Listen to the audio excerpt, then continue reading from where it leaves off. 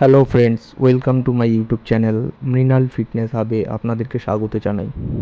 আজ আমি বানাবো আরও একটি হেলদি রেসিপি, যেটা হলো হেলদি চিলি মাশরুম, যেটি হবে হেলদি এবং টেস্টি।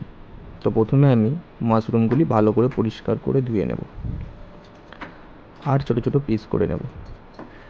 আমি এখানে নিয়েছি 250 গ্রাম মাশরুম। মোটামুটি 250 গ্রাম মাশরুমে নিউট্রিশন ফ্যাট থাকে, ক্যালোরি থাকে মোটামুটি 55 গ্রাম, ফ্যাট 1 গ্রাম, কার্বোহাইড্রেট মোটামুটি 8 গ্রাম মতো থাকে, ডায়েটারি ফাইবার 2 গ্রাম মতো থাকে, sugar 4 to 5 gram, protein 7 to 8 গ্রাম।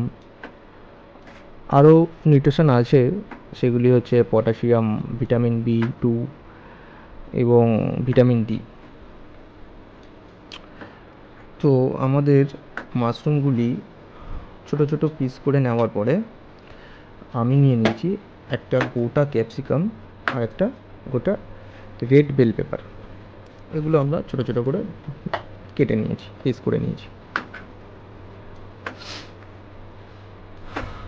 ক্যাপসিকামগুলো কাটার আগে ভালো করে ধুয়ে নিতে হবে, ধুয়ে তারপরে ছোটো ছোটো পিস করতে হবে। এরপরে নিয়ে নেব দুটো টমেটো, বড় সাইজের দুটো টমেটো নেব, আর সেগুলো ছোটো ছোটো করে পিস করে নেব আমরা। টমেটোগুলো কাটার আগে ভালো করে ধুয়ে নিতে হবে জল দিয়ে। টমেটোগুলো ছোটো ছোটো পিস হয়ে গেলে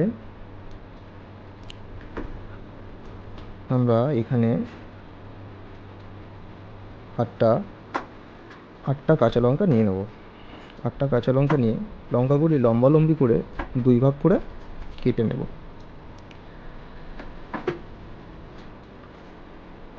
যাতে লঙ্কাগুলো রান্না করার সময় যেন মিশে না যায়, মানে গলে যেন না যায়, বেশি বয়েল যেন না হয়ে যায়। তো মোটামুটি লম্বা লম্বা করে কেটে নেব, আর অবশ্যই ভালো করে কাটার আগে ধুয়ে নিতে হবে। তো আমাদের লঙ্কা কাটা হয়ে গেলে দুটো পেঁয়াজ নিয়ে নেবো বড় সাইজের, আর পেঁয়াজগুলো মোটামুটি একদম ছোট্ট ছোটো পিস করতে হবে, একদম একদম ছোট্ট ছোট্ট পিস। তো এখানে আমরা পেঁয়াজগুলো কি ছোট ছোট করে পিস করে নেব। পেঁয়াজগুলো ছোট ছোট হলে এটি আমাদের রেসিপির মধ্যে ভালো করে মিশে যাবে, আর খেতেও ভালো লাগবে আর টেস্টও বাড়বে। তো আমাদের পেঁয়াজ কাটা কমপ্লিট হয়ে গেলে কড়াই চাপিয়ে নেব আমরা। কড়াই গরম হলে 3 চামচ অলিভ অয়েল দেবো।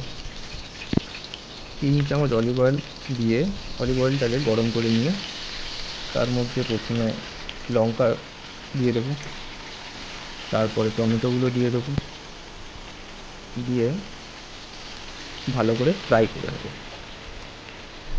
ফ্রাই হয়ে গেলে আমরা তার মধ্যে রেড বেল পেপার এবং ক্যাপসিকামটা দিয়ে ভালো করে নাড়িয়ে নেব। মোটামুটি এটা একটু ফ্রাই করতে করতে বয়েল করতে হবে, তো জল দিয়ে বয়েল তো করা যাবে না। তো মোটামুটি নাড়িয়ে চাড়িয়ে ফ্রাই করে বয়েলটা করতে হবে। এরপরে আমরা পেঁয়াজের টুকরোগুলো দিয়ে দেবো। পেঁয়াজের টুকরোগুলো দেওয়া হয়ে গেলে এটাকে ভালো করে ফ্রাই করে নেব। পেঁয়াজ আর বাকি সবজি যা দেওয়া হয়েছে সেগুলো সব একসঙ্গে ভালো করে ফ্রাই করে নেব আমরা। মোটামুটি একটু টাইম লাগবে ফ্রাই করতে, তো একটু ধৈর্য ধরে ফ্রাই করতে হবে।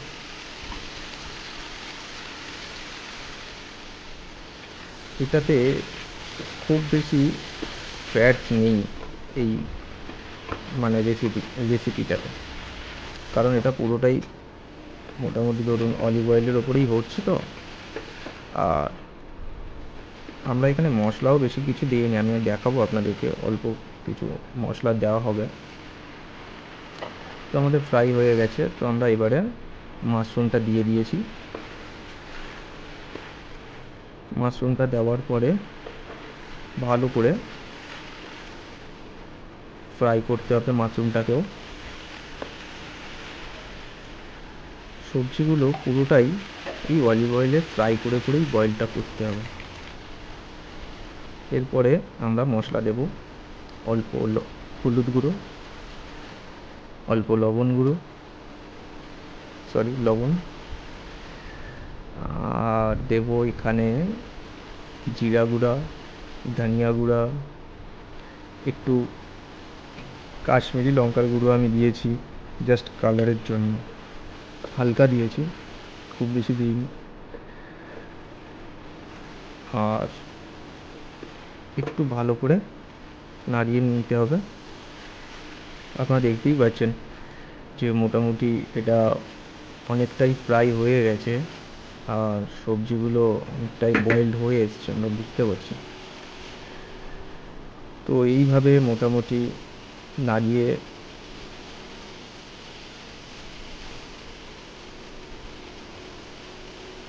আমাদের মোটামুটি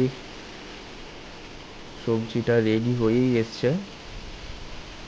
একটু ওয়েট করতে হবে যাতে সবজিগুলো বয়েলড হয়ে যায় ভালো করে।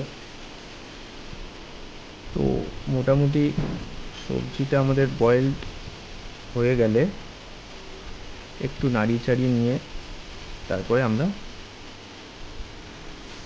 এটাকে রেডি করতে পারবো। এখন একটু ভালো করে ফ্রাই করে নিতে হবে আমাদের সবজিগুলোকে, নাহলে কাঁচা কাঁচা থাকলে খেতে ভালো লাগবে না। আর এটা খুবই হেলদি এবং টেস্টি হবে। আপনারা এগুলো বাড়িতে ট্রাই করতে পারেন, এগুলো খুবই হেলদি অ্যান্ড টেস্টি, খুব ভালো লাগবে খেতে। তো এইভাবে মোটামুটি নাড়িয়ে চাড়িয়ে নিলেই আমাদের চিলি মাশরুম রেসিপি রেডি হয়ে যাবে।